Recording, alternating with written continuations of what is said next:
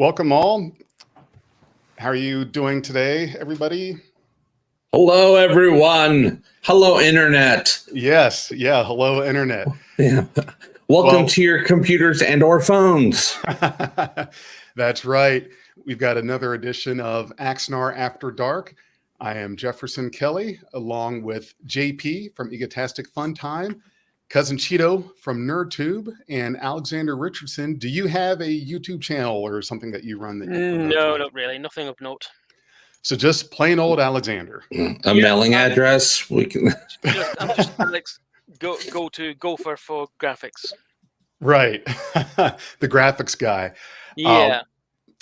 Alec will be unable to join us tonight. There is a major event that he needed to attend, and it's going to be something that will be some pretty decent news that we'd like to hear about, hopefully soon. So I'm glad you guys were. Are you saying that this is not a major event? Streaming? Yes. Bigger than this. Yeah. Right. You guys are a pretty big deal. So yeah, not to lower your importance. Wouldn't it be cool if you got a call from Skydance? Yeah. Hey, Alec, we've seen what you're doing. Come here. So I want to hear from you guys. See what you've all been up to before we dive into talking about Axanar. So Cheeto, why don't you lead us off? What has been going on in your world? And now the eclipse, I think, over in your area, wasn't it total darkness? Mm-hmm. You were like right in the path of it. Yep, totality, 100%. How was it? And there? I'm still waiting for my superpowers to kick in. Sometimes they take a few days. Did the world come to an end, as some people predicted?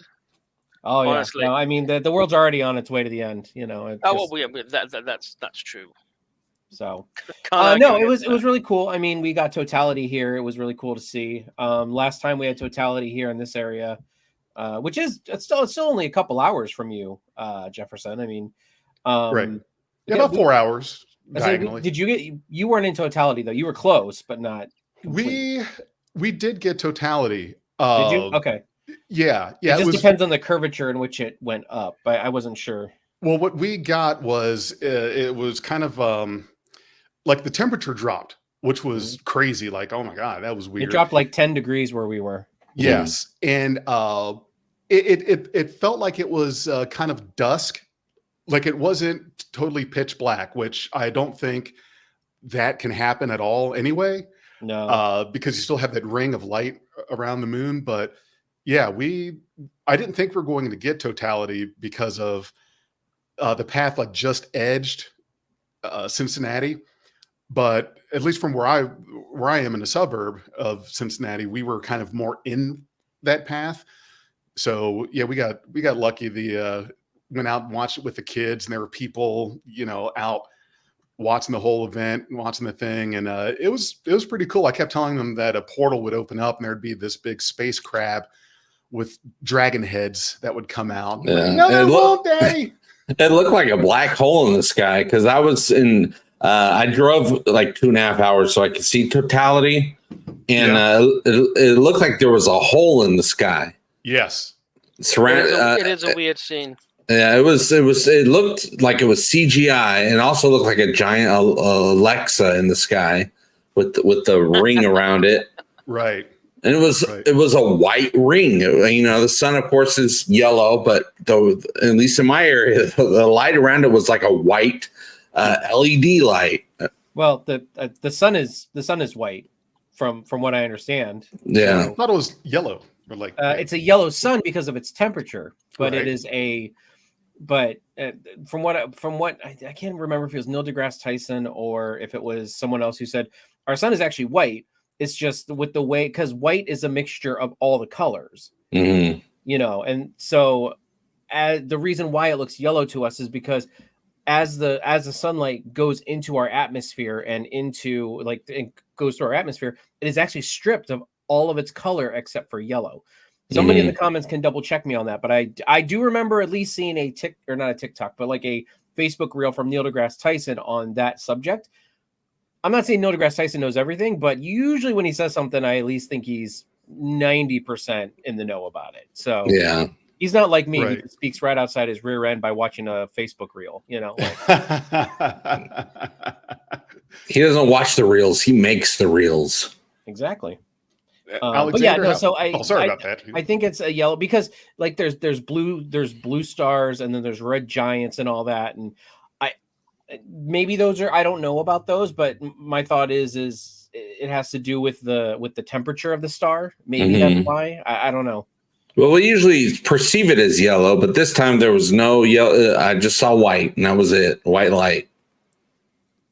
Yeah, that's pretty much all there was. No, but it was really cool. I mean, pretty much everything stopped in our area for a whole day for this 5-minute event that I literally walked outside of work for probably about 15 minutes and looked up and did anyone take their glasses off while they were looking at the actual, like while it was in totality? Well, I did. Once it was completely covered by the moon, you couldn't see through the glasses anymore. So I took them off, and you can look at it. And I was just seeing it with my bare eyes. Well, these glasses. I was wearing these glasses. Blind. Yeah. Well, no, the thing is like that. I had people who said, I can't see anything. And I said, well, take the glasses off. Now that it's in totality, yeah, the sun's covered without the glasses on. And they're like, yeah. No, I don't want to go blind. I'm like, okay, then you just leave those glasses on and you just miss the whole thing. So they finally took them off and said, oh, you're right. No. Yeah, you won't go blind unless you're staring at the sun, but the sun was covered up. Yeah. Yes. You only go blind if you stare at the sun. Well, everybody was going on about, like, oh, you're more likely to get blind if you look at the sun during the eclipse. And I'm like, you're looking at like, yes, you can go blind by looking at the sun, but you're looking at less sun throughout the entire eclipse. Like, yeah, I'm not sure how you're going to go works. blind regardless if you look at it long enough, but you're not more likely to go blind during an eclipse than you are any other time. Now, there may be someone here in the chat that can help shed some light on that. Shed some light on that. Why is it that they say there's a higher chance that you could go blind looking at the sun during an eclipse? Staring at it for longer than you normally would. Normally, you look at the sun very quickly and you wince, and that's it. Like there's nothing to look at. Exactly. Yeah. But when you're watching it diminish, you want to watch it. Oh wow! So okay. I think it's the length of time that you. But that's why. But that's what I'm saying is like technically you're just as likely to go blind if you look at the sun during the normal day than you are if you're looking at it during an eclipse. Yeah. So it's like, but they're saying you're more likely to go blind. Yeah, it's just easier to look at it when it's partially covered up because you're not getting a full blast, but you can still go blind. But once it's covered and there's just that halo, you can look at it, but it has to be covered. Yeah.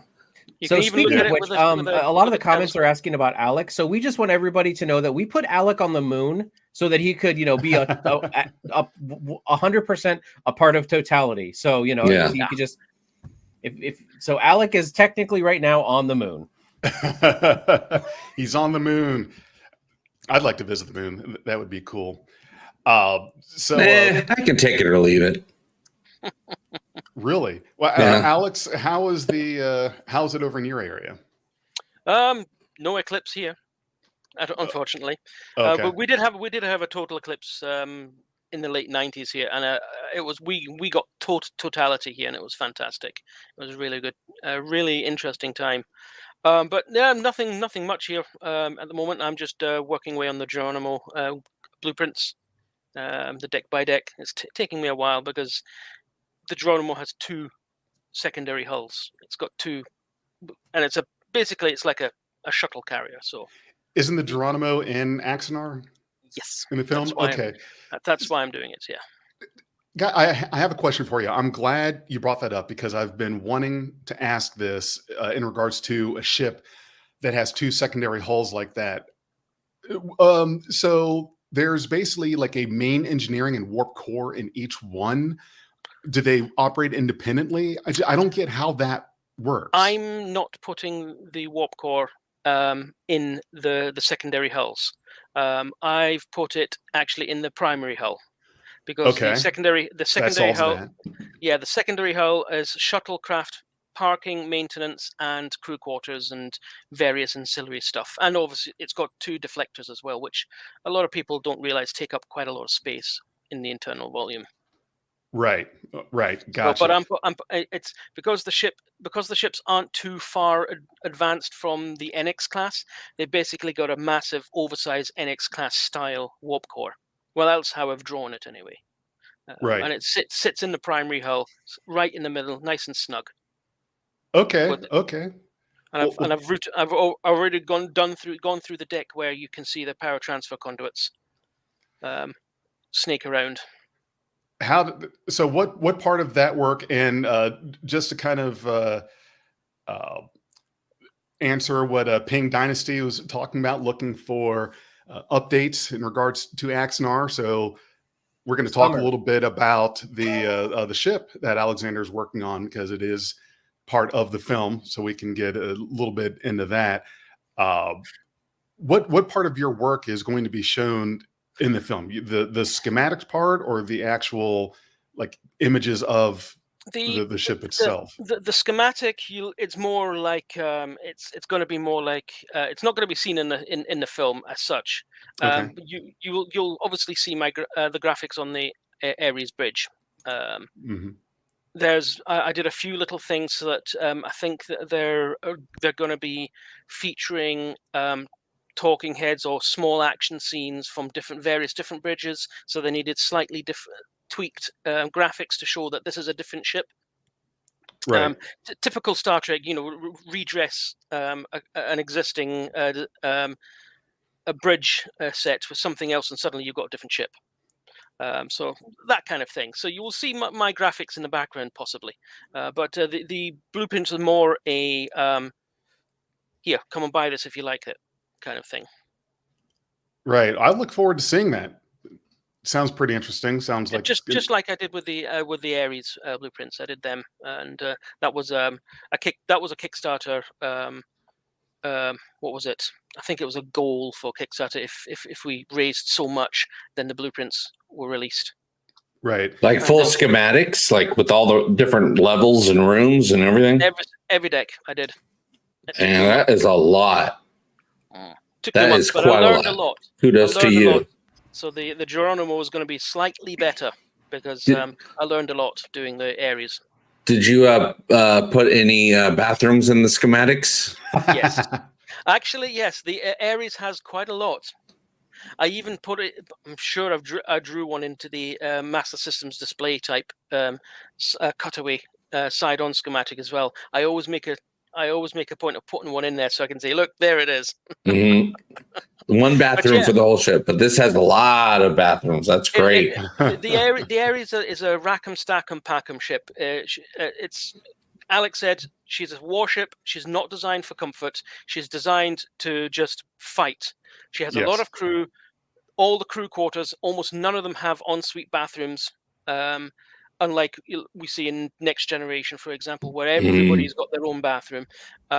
They only used to wash their face. That's all they do in there. Yeah, on the Ares, there's there are actual sections where you can actually see sonic showers and toilets and everything.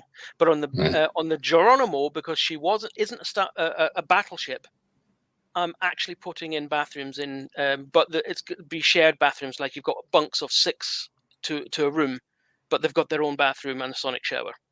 Nice. Well, that settles that. See y'all next week. Yep. And Axanar is actively in post-production, so that is being worked on, and we are certainly looking forward to that and the continuing progress on the post-production. We've had some updates from Alec, in case you've missed some of our live streams, that we're looking at a end of summer release, but there's also a possibility of having a premiere at the Mann's Chinese Theater. Am I naming the right one? I think JP, he had brought that up. that's the place. I don't know if that's the current name, but that's what the name used to be of that theater. Right. Okay. I thought I might be giving it an old name, and that would be more towards the fall. So there's a couple things there, and that would certainly be a big thing. I would make it out for that premiere, or at least I would do everything I could. Yeah. I'd love to try to make it out to that theater. I've seen a few movies there in my time. It's a great theater. if you get through all the crowd so you can get inside. There's a lot of people out in the front looking at all the footprints and handprints of celebrities from back in the day and nowadays. It's certainly a place I'd love to visit. It's a pretty cool area. Just walking around looking at all the different footprints from all the different actors and directors and people in the business. It's a pretty cool thing. What about the bowling alley? Asked Stephen Ross in regards to the Geronimo schematics. The famed bowling alley that's supposed to be on the Enterprise, the original Enterprise, Kirk's Enterprise. Mhm. We never see it, but it's supposedly there. I didn't draw one in the Ares. Again, rack 'em, stack 'em, pack 'em, military ship. But I'll try and remember to fit one in on the Geronimo. There are going to be Easter eggs. There are always Easter eggs. Right. What class is the Geronimo, did you say? Geronimo class. Oh, Geronimo class. Okay. Yep, it's the one with the big saucer, 2 big secondary hulls, and 2 nacelles up on its Gotcha. up above. It's almost like a Miranda class upside down with 2 hulls added to it. Yeah. Are the nacelles ample? If you forgive my engineering parlance. there was a ship like that was shown in Star Trek 2009. I don't know if it was exactly I think. that one. Yes, Yeah, but it was close. I remember that one. It was close. I mean, the designs of these ships do take from the JG universe. The aesthetics of them do look very much like that. Well, to be very clear, I actually don't mind a lot of the aesthetics from the JJ films. I actually like it when they kind of take the JJ era and they take like the canon timeline and they kind of blend it into like Strange New Worlds is done and Discovery did with the Enterprise and Strange New Worlds. I don't mind that little blend updated look. You know, I don't want it to go like super high tech like Apple Store bridge, but you know, like I do like the 1701 in Strange New Worlds because it pays homage to the original, but yet it's still it updates it to what we can technically do today. Yeah. Like, and I mean, you do have to suspend your reality where you're like, okay, this set is really not going to like, this is not what an actual bridge would look like in the 22nd century, you know, when we are, you know, on the course that we're going, you know what I mean? It was a product of the 60s. That's fine. I just, the purist is just like, you can have that and that's fine, but don't complain when the rest of the universe moves onward and upward and updates everything. At least as long as they pay homage. As I said, the only thing that I didn't like about the Kelvin was the bridge because it was like, they really kind of didn't pay too much homage to the original. They're just like, here's this big lens flare Apple Store. But the rest of the ship and, you know, and like the engineering, so like the inside of the Kelvin ships, I'm not too much of a fan of, but like the exterior designs of the hulls and even the classes, like they still did a pretty good job of paying homage to those standard Starfleet type vessels, at least in the exterior. Yeah, I find the JJ prize, as everybody calls it, I just don't like it. It just doesn't look right. The nacelles are too close together. It's huge. It's hideous. It's bigger than a Galaxy class. It's supposed to be, yes, but but when we in Beyond, when the ship's spoilers, when the ship's slowly getting taken apart by the Kral, they run past a window as the camera pans out. You see them run past the window. It shows you. And you take those windows and put it on the visual model, it's no bigger than the original Connie. Okay, so this is just a clerical error on Starfleet's part. It's just J.J. Abrams going, mine's bigger and better. Well, I'll blame it on the multiverse. And you also cannot take anything with Abrams because in the Abrams movies, like Spock was able to be on some random ice planet and able to see Vulcan get swallowed up by a black hole. Yeah, like exactly. You really space and time and comparative. There's a lot of artistic license that was used in that movie that would not have been possible. Which so as I said, to quote a UK science fictiony kind of show, it's all a bit wibbly wobbly, timey wimey. And that's why it's like with the spoilers. Let's let's just calm down a bit, okay? Yeah, I mean, at the end of the day, as far as I can see, in the script, it actually says it's a mirror universe. Why are the ships so big? Well, it's because they came across this big, massive Romulan ship, and like, oh my god, we need to protect ourselves for anything like that again. So of course they made bigger and badder ships. But all the chairs were normal size. Yeah, I mean, if that's your canon, if that's your head canon reason for it being that way, that's fantastic. Because I don't think it's ever really been said in canon that that's the reason why the ships are bigger. But it's like, well, no, it doesn't say that. No. But that's what I'm saying. Like, if it's your head canon, go for it. I'm not going to tell you your head canon's wrong. I think it can be roughly inferred if you add another non-canon source, which was a deleted scene from Into Darkness. There was this pan down to start at the top, coming down in Admiral Marcus's office, and it was the original design of the Constitution class that was hanging from the ceiling. And so in 2233, when the Kelvin was attacked by the Narada, the Constitution class was at least like being blueprinted and drawn. So I 10 think years prior, right? No. Yeah, it was launched in 2244. So it would have been like 25 years, something like that. Well, no. So 2233 is the Kelvin incident, and in the original timeline, 2244 was when the Constitution class was first launched, roughly around there. So what they're implying is that that was the design. That's where they were going. But then this thing happened with the Kelvin in this big ass ship. They didn't know what it was, just a huge ship, and it was okay. We need to like retool this entire design, and we need to make it bigger. Need to just go huge, because there were survivors from the attack, and there were, of course, all kinds of scans and telemetry, and Starfleet probably shit themselves when they saw this thing and said, I think we have some dinky ships. We probably need to beef it up. And now, again, nothing I'm saying is canon, but if you take some of these scenes and like sort of infer it from what happened, that's kind of how it happened. So it makes sense.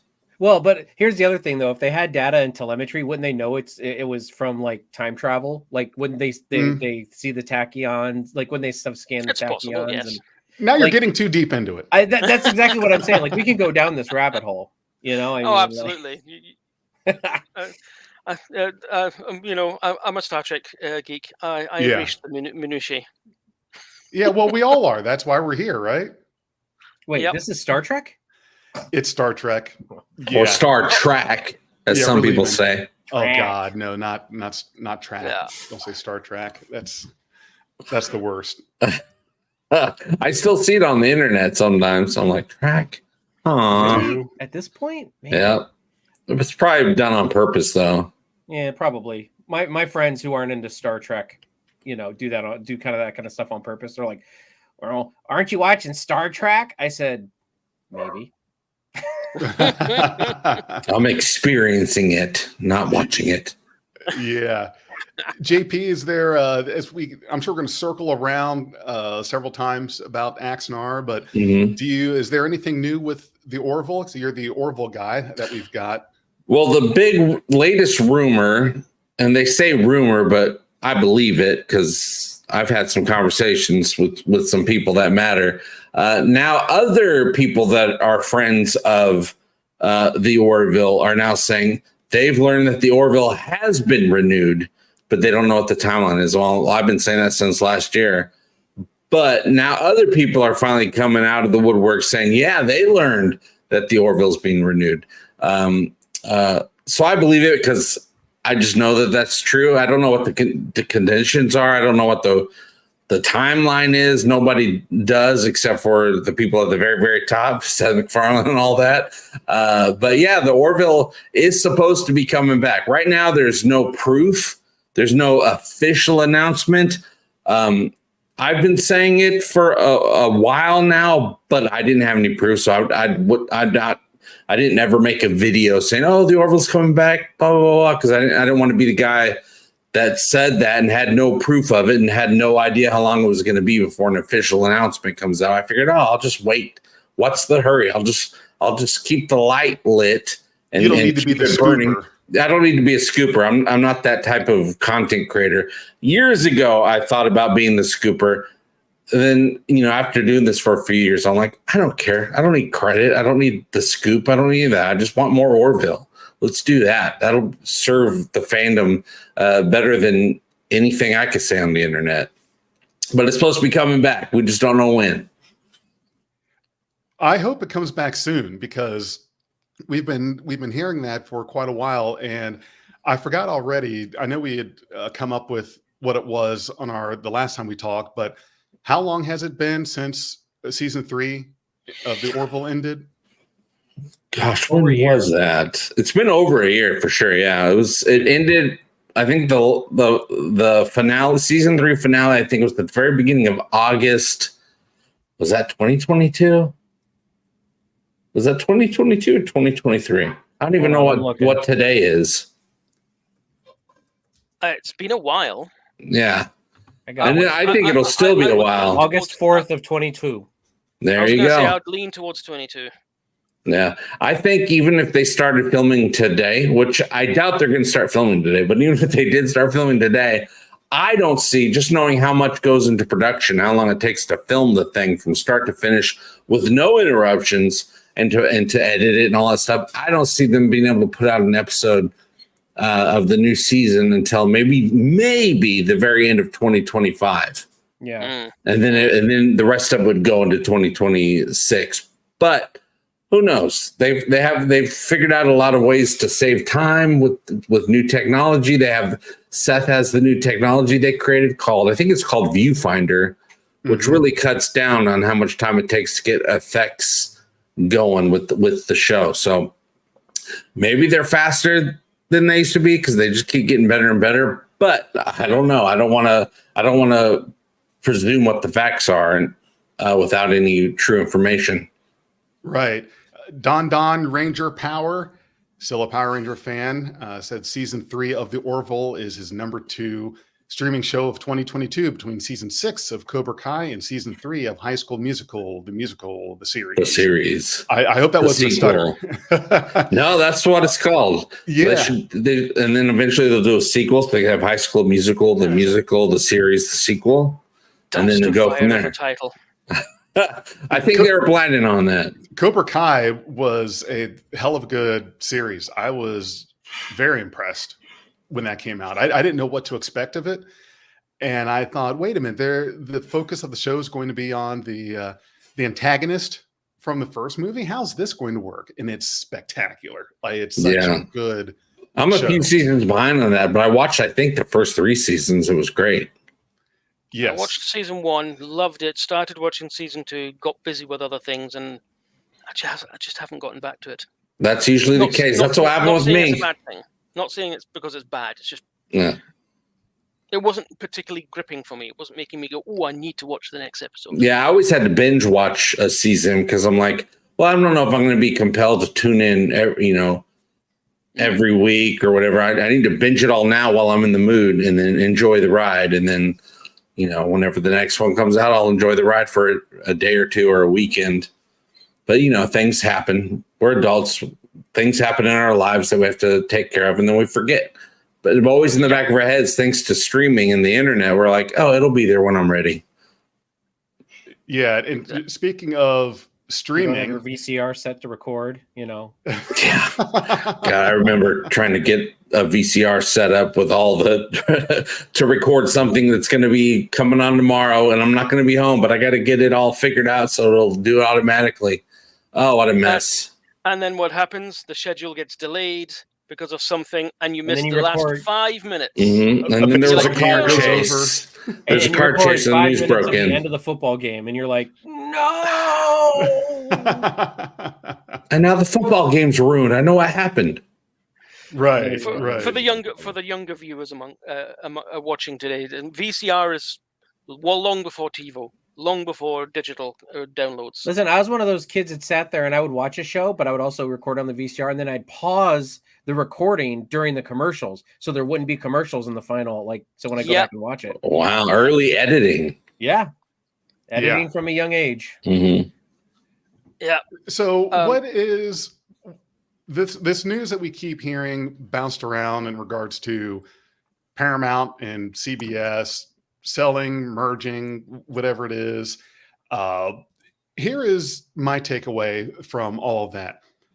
Regardless of who buys who and what does what, I really hope that the incoming, whoever it is, incoming new management executives or whatnot, just do a clean sweep of how they handle the fan films in regards to just all of it. Do it the way that Lucasfilm is. How they handle the fans, period. With embracing those fan films. I think, as of course we know, CBS and Paramount, they are, how do I want to word it? Maybe I don't want to word it because I have it's my nothing... Star Trek. Right. They are Neanderthals. Yeah. They don't realize fan films promote their products so they get more fans and make more money. And that's what it comes to. You just have to show them how they make money off of it, and they'll probably embrace it. It's actually really funny because, you know, you've got CBS that treats its Star Trek fans like garbage, but then you've got Star Wars where the Star Wars fans treat the actors from Star Wars like garbage. You know, like somebody's always treating somebody like garbage. Yeah. Yep. Which is crazy. I don't understand that. I really don't get it. And if it were me, and this is probably why I'm not a shareholder studio executive, I don't know what my problem is, but if it were me, I would not have such issue with fans. And isn't the whole point is to try to get more fans? Well, yes, but I think here's the thing: the overriding factor is the money, unfortunately, and the money is what's really talking and driving the ship with CBS and Paramount. Is that they want that complete control of the IP, and I get that it's their intellectual property. Sure, no one's saying that it's not, but there's not a single fan film out there that's in danger of making more than any Star Trek movie or television series. So it's not like there's real competition there that you have to worry about. And that's the thing that I've never quite understood the stance that they have with it in regards to let's be as hostile as we can towards the fan film sector. They've never quite understood what they've got in their hand. They've never quite understood what makes Star Trek. Oh, they know what they've got. They've got a cash cow. It's making money as far as they went. They understand profit, but they don't understand the actual. I mean, there are some people, you know, on the shop floor, the producers, the directors, the people that dress the sets. They get it. You know, we're talking about the Doug Drexlers and the Michael Okudas and the Terry Metallises. They know what they've got. They know how Star Trek works, how to make it. But the people who are making the decisions, who are slapping these ban hammers down on people arbitrarily, they don't know. They don't get it. Yeah. They're just going, oh, it's just some geeky thing. We don't understand why, but it's ours, so mine. They just know they're paying a retainer for lawyers. I'm like, well, we've got to find a reason to use these lawyers. Go out there and lawyers. Yeah, lawyer something up for us, please. Yeah, absolutely. They would rather cease and desist something than take it and go, we could make money off this. I mean, Alec has said many times before, and he said it long before the lawsuit even was filed, that he'd offered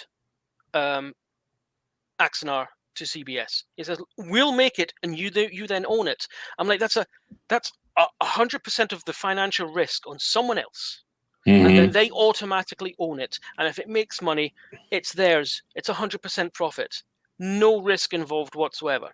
You know, they could market it and make money from it because fans want these things, but they're just like, no. If it doesn't come from their own creative I'd say call them creative minds, but they don't really have creative minds. They have creative minds working for them.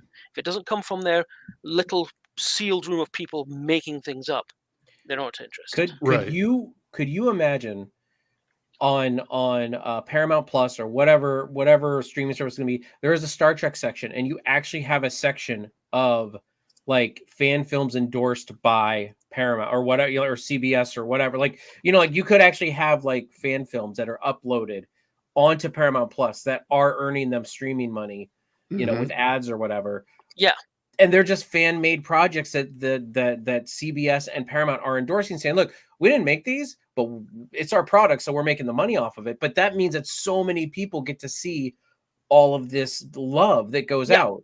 And the other thing is like, then you can bring these people in and make your product like bring it, like from what I've seen from all of Alec's stuff, it's like, bring him in, let him do some writing, let him do some directing with these shows.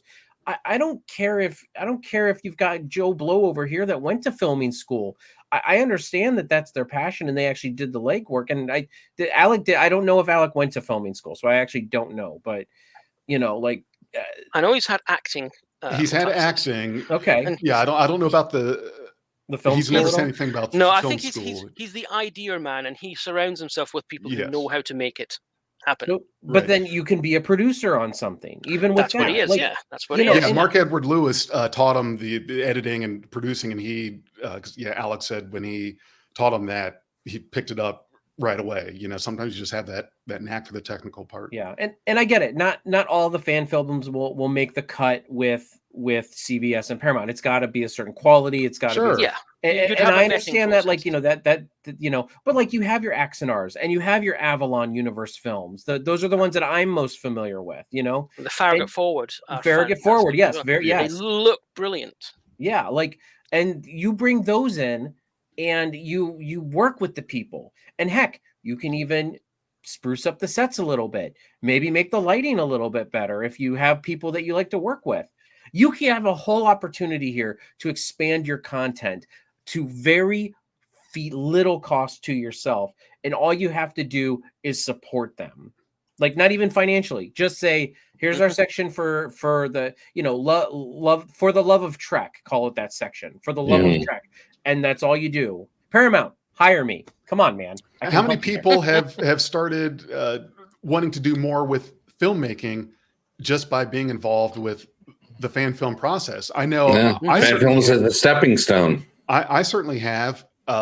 Just last night, I was at where I work. We've got this huge green wall. That's part of our green wall, green floor, part of our VR department. It's green. Yes, yeah, it's green. And I filmed several scenes with Steve Harris, with Harris Film Productions. 3 different Star Trek fan films that I'm going to be in, and I've got my whole fancy setup. It's like, okay, I'm going to do this right. We've got all these lights, and had the thing for my phone to work as like a webcam, just high quality, and also have this wireless microphone, because we have a lot of AV type equipment for this department here where I work. So it's like, wow, got access to all of this stuff, and you see what these guys are doing, and you get those ideas of, this is how I want to do things. And I think that another important thing is to really fight it and believe in your work. Now, recently, the Icarus maneuver was taken down from YouTube, and the director of that, Mark Edward Lewis, he has filed an appeal for that. So we are hoping. I didn't hear that news. Icarus was taken down. Where have you been? Oh yeah, man, I'm busy working every day. No, you're not that watching busy. Cobra Kai. Yeah, I am. No, I'm not watching nothing. Jeez, I'm driving around 12 hours a day. You've been under a rock. Yeah. Yep. I have been. I literally am under a rock right now. I'm in that phase of my life. Let's address this guy's question. Big J, you seem to. I think you've got the best knowledge of what's going on.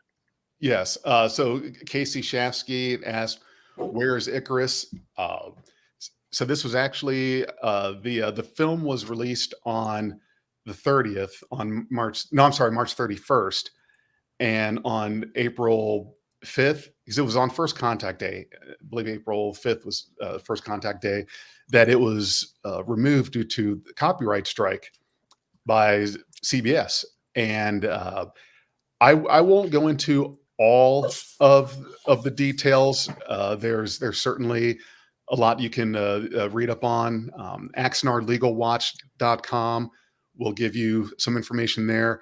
But the film is no longer on YouTube, and the director has filed an appeal with CBS in regards to that to get that put back up.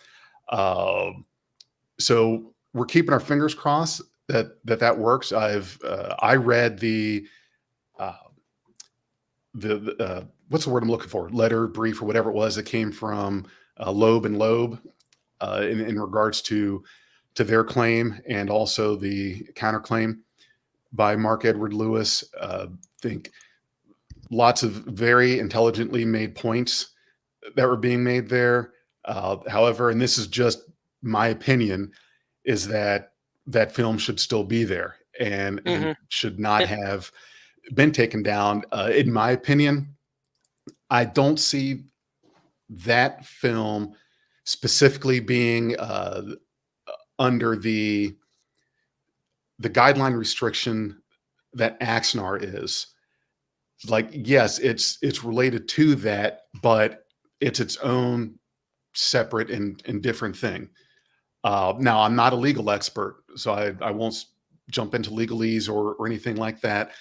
I have an opinion like everyone else, and just from what I know and what I've been reading, to me, it certainly feels like I don't know that I want to use the word vendetta, but I feel like it was certainly a very directed, very concerted. Yeah. We're watching you and what you do, and as soon as you do the thing, we're on it. Yeah. With all the Star Trek stuff out there, why are they picking on anything having to do with Axanar all of a sudden again? Do you know why I think? Why? Alex sitting in the center seat. And they don't like Alec. They don't like how he took them on and actually beat them at their game. Right. I really think that I agree with you, Alexander. That's the thing, is that he was in it. And because he's in it. That's it was a boom. Okay, we can do the thing. But to be perfectly that's honest, insane. There's nothing in the settlement that says he cannot be in other fan films. That's right. Nothing. Especially when it's basically a fan film of his own fan film. Yeah. And that's right. really rubbing them up the wrong way, because they thought by suing Axanar, they'd just make it go away. But Alec went, you know what? No. I know what I'm doing. I've got legal rights. I'm going to take you on. And they eventually settled out of court, which tells you more than anything. And they came up with the guidelines, but even CBS themselves said they're just guidelines. They don't expect people to follow them, but they're being followed. I don't understand. And Icarus follows them. Yeah. There were a couple minor things. There were a couple of minor things, but nothing to take the video down for. Right. Like, you didn't add a Star Trek fan production at the end of your title. There was this phrase you used in the end credits. You got to change that. Little things like that.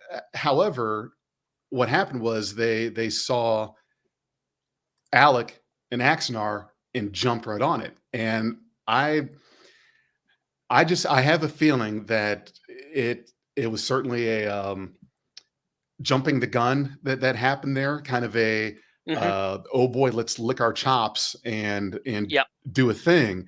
I read the C&D that they sent to Mark, and it just sounds like a bunch of buzzwords.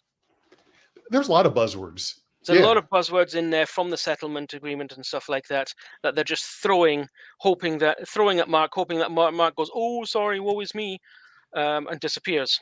I've gone through 2 divorces. I can tell you, I'm used to reading a lot of legal mumbo jumbo. My sister was a magistrate in juvenile court here in town where I'm at, and her and I talk a lot, and so I'm just familiar with the language and how it goes. To be perfectly honest with you, a lot of the stuff is, in my opinion, meant to intimidate you by words. But reading these big long words and phrases Yeah. to have you be like, okay, well, I don't understand what this is, so it must be bad. Mhm. But the thing is that it's like learning Klingon. It's intimidating when you hear it because you don't know what's being said to you, but you think, okay, this is definitely bad. It sounds bad. Yeah. But once you start kind of getting into it and reading into it, you start to really realize that a lot of it is bluster. There's a lot of bluster there, and there's a whole lot of let's pick on the small guy, because what we'll do is we'll outspend you. That's our goal. Well, yeah, they Is don't know. They know that the majority of people don't have the financial clout to hire lawyers to fight them. well, look at the Yeah. IRS. Billionaires don't get taxed, but a single mom in a shed that didn't small report mom and pop, tips. small mom and Goodbye. pop shop makes a Right. slight little uh, incorrect Yep. something in their tax returns, and boom, the whole weight of the IRS is down on that. That happens here as well in the UK. People that have to declare their own tax. Most people who work for an employer don't have to, but if you work for yourself, you have to file your own taxes. Right. And if you make a mistake, you pay for it. If they make a mistake, you pay for it. Right. That's insane. This is almost reason, and with the new Star Trek, there's a lot of great stuff out there with a lot of the new Star Trek. Not all of it, but a lot of it. But this gives a great reason to boycott CBS. Maybe hurt them in the wallets a little bit. I said for a while, I see when they announced Paramount Plus, I'm like, oh, goody. I'm going to sign up for that as soon as it comes to the UK. And then 3 days before the premiere of Discovery Season 4, they pull Discovery off Prime, whereas the only place that you could see it here in the UK legally, and say, right, it'll only be on Paramount Plus. Yeah, but Paramount Plus is only UK and Canada. It'll be on Paramount Plus. They just screwed us over. Right. Well, and I'm like, I am never going to pay for a subscription of Paramount Plus. Yeah. Wow. Well, but here's the thing: is that if No. if everybody pirates, and I get why, and I get your situation, because I actually have friends over on my channel, NerdTube, who also had to go through that. So, but the thing is where you're talking about boycotting Paramount Plus, that is a great way for us to have no Trek anymore. I'm not saying just throw money at them, but I'm just saying is like, for me, I don't subscribe. I cancel my subscription the day new Star Trek shows go off of Paramount Plus. I've got all of the old stuff on DVD and Blu-ray, so I can watch them whenever I want. But I want Paramount to see, even if it's just one little tick down, I want them to see that they lost my subscription when new Star Trek was off my TV. You know what I mean? So like, I mean, don't get me wrong. Yeah, I get it, and I get I get being upset about it, and that was very poorly handled. And I don't blame if you don't have access to watch it, and you should, which you should have, they should have had it available to you either on Prime, or I'm trying to remember where else you could have watched it over there. Was Hulu? Could you watch it on Hulu or no? Watch what on Hulu? I'm sorry. Discovery, or when they went to Paramount Plus. You could get a subscription of Hulu, but everybody watched it on Prime here in the UK. Yeah. So, but if it's not available, I don't blame you guys for being like, well, I'm gonna yo ho ho it. Like I'm gonna, like I mean, they deserve that. They do deserve that, because if they don't make it available to everybody, especially in this economy and this stature of our technology, like I could see if it's like, oh well, you gotta ship VHSs over across the world. No, we have streaming where it is available to us. And just because, oh well, there's a little bit of a money problem here where we're working out this deal with the UK. I'm sorry, if you're not going to make it available, then you have every right to yo ho ho it when absolutely. Yeah. So I mean, I still support it kind of, because here in the UK, and I think the Europe as well, Netflix still has all the legacy shows. So TOS up to Voyager, and Enterprise as well. Well, and So they've got all them still, all the episodes, and including the high def versions. nice, So and I that's the still way to watch do them. it. And that's the way to do it because I mean, one of my favorite DC shows, Young Justice, was one that was really like people watched that show over and over. I was one. I love Young Justice, and when they started doing when it went over to Max, and then people started watching Young Justice on Max, they're like, oh wow, there's an actual following for this show. I guess we should bring it back. You know what I mean? Right. So like that is the way for us for all of us to be heard. So I'm just saying, like, for me to boycott Paramount Plus is like it would only hurt the product. If for you guys, if you have an actual reason to boycott, like, hey, we don't have access to Paramount Plus, and then when it comes in, you're like, well, I'm not giving you your money. You really screwed us over. I get that, but like calling other people to boycott it would only hurt the product, in my opinion, because then they'll be like, well, I guess there's no more Star Trek. Nobody's watching it. Yeah, I would never. Unless that gets them to sell the IP to another company. Well, that would be nice. Yeah. Just want to throw in one disclaimer for the group real quick. We are not legal scholars. We have opinions. We may interpret a word or phrase a certain way. It may be incorrect. It may be correct. Don't know. But we are interjecting with our opinion and feelings on certain I think it's things. called a discussion. I think it's been going on for thousands upon thousands of years. And a discussion? Is that what this is? Yeah. What? A lot of people don't understand. A lot of people don't understand what discussion means, but oh yeah, especially in this day and age. Yeah, right. It's kind of like when you're watching a football game. Well, you should have called a running play. Yeah, we're all pros suddenly at football when we're sitting in the chair with the chips and dip and saying, oh, well, that was pass interference, or why didn't they run the ball or give it to this and that, and sure, but I'm not going to look over at you and say, oh, okay, well, you didn't play in the pros, so how are you making an opinion or any kind of judgment or assertion as to how this game should be played? It's a discussion. I'm an executive producer in my own mind. Do you guys mind if I pivot a little bit and just ask a quick question? Or sure, yeah. I don't know how long we have left here. But a few more minutes. Somebody in the comments has been talking about, they don't want Disney to buy Star Trek. I completely 100% agree. What do you guys think about the Orville going into direct competition with Star Trek? I'm not like they've kind of had this this cohabitation, but like, what if like Orville kind of came back even stronger and they're like, you know what, we're going to do this. And we are in direct competition with Star Trek. We want to be your new Star Trek, because technically, I think the first season of the Orville was in competition with Star Trek, according to the audience, because the Orville came out, and then 2 weeks later, I think Discovery came out, and people were flocking to the Orville because Discovery didn't meet their expectations. And so right off the bat, especially with that first season, the Orville was getting so many eyeballs on the show because people were running away from, like, actively running away from Star Trek for that first season for both shows, really. I say bring it on.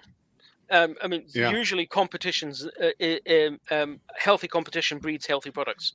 Mm-hmm. The Orville it really amazed me because I thought, and I was afraid about it, I thought it was going to be Family Guy in space. That's what I was worried that's about. how they advertised it. Fox advertised it that way because they didn't know know how to describe it. To be fair, in the first season, they did have a bit of that in there, and it got less and less over subsequent seasons. The way that they hit issues like old-fashioned 90s Trek did was insane. Mm-hmm. The stuff that they took on, the hollow addiction, the whole thing with the Mocklins and the gender identity and Mocklins. The gender identity. Oh yeah, season 3 was phenomenal. There were others. There are certainly others, but it's just it was like, here's the Orville. They're hitting it. Like we're addressing this, we're doing this, and we're putting these things that really make you stop and think. Like, oh my God, when the guy ended up stuck back in time and wanted to The Spoilers, guy. I know spoilers. that. Yeah, Gordon Malloy. right. Awooga, Gordon Awooga, Gordon spoiler, Malloy. spoiler. And he was going to get strong armed out of that place by his best friend. I Like mean, it's that was a horrible place to be put in. Conundrum, You have to. yeah. I mean, Mhm. he's got a family, but by following the rules, you're going to destroy that family. I mean, the family's going to end up not having ever Yeah. existed. But then I think there of the they are family in that front of he you. destroyed by getting with her, because she's supposed to have another family with another guy, and that family never existed. Exactly. So it's the conundrum. It's the Tuvix conundrum all over again. You know, Right. to get Neelix and And- Tuvok back, you have to kill Tuvix. Well, remember with Trip, they had the Trip clone that was just basically there to be harvested. yes, yeah. Sim. Yeah, that was quite the moral conundrum right there. Yeah. But I like how they tackled it and they let Sim make the choice. Yeah. Or let him think he made the choice. Oh yeah. As long as he makes the choice we all want. Yeah, as long as he makes the right choice. Yeah. I like the fact in Orville season 3 that each episode was as long as it needed to be, though. Like, Yeah. like you notice at the Orville, there were some longer. There were some episodes that were an hour and a half almost. Almost an hour and a half, a couple of them. Yeah. Yeah. And that's what's so great, like about the Orville season 4 is that they let those episodes breathe. They were like, no, we need this amount. But then you had some episodes that were shorter where they're like, no, we don't need this much time. They weren't constrained by this 45-minute to 55-minute time constraint. They were like, no. Yeah, that's one of the things Seth wanted. He wanted to stop having to cut stuff. They had to cut stuff out of the previous seasons. And Seth hated that. He's like, I want to tell the story I want to tell. So that's another reason he was excited to move to streaming, is to not be edited down anymore. But the tone of season 3 is the tone Seth always wanted for the show, but he couldn't sell it to Fox unless he put that humor in there, more of the humor in there. That little bit of Family Guy humor in it. Season 1 got his foot in the door. Yeah. And now once he had it in, he pushed the door wide open. Oh yeah. And I mean, it's fantastic. I love the penultimate episode of season 3. I'm a big Wing Commander buff from growing up. I used to play Wing Commander. Great game.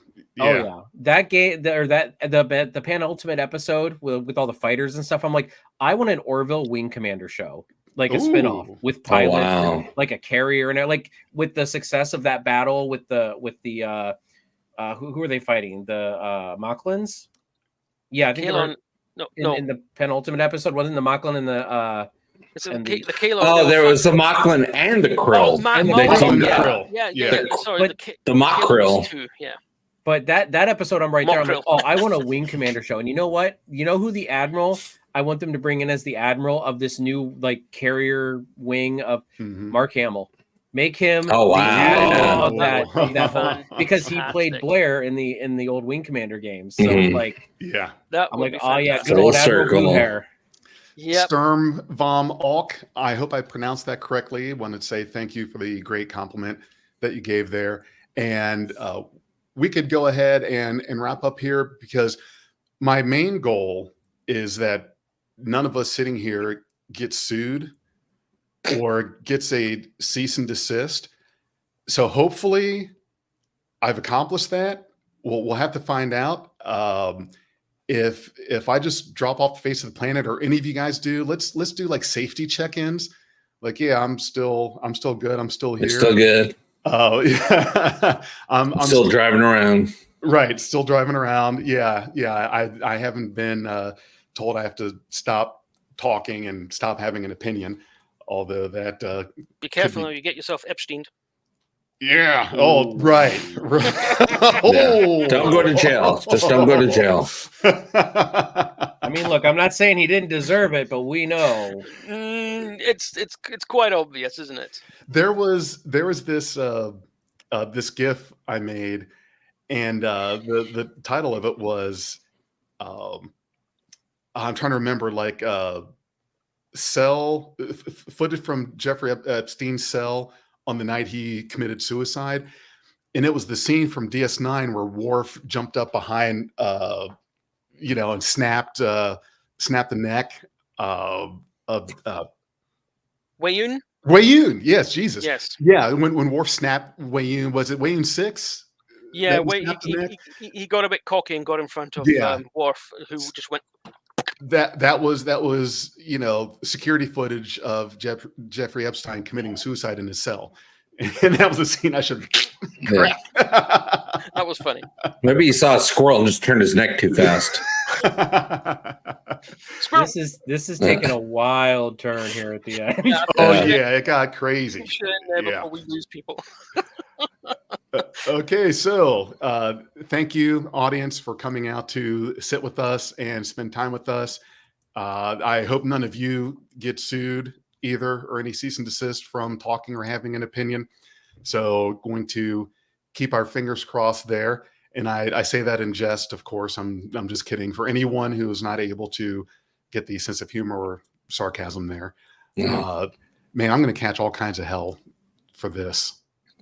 It's right. You'll be it's all right, right. It's right in my wheelhouse, so I get it.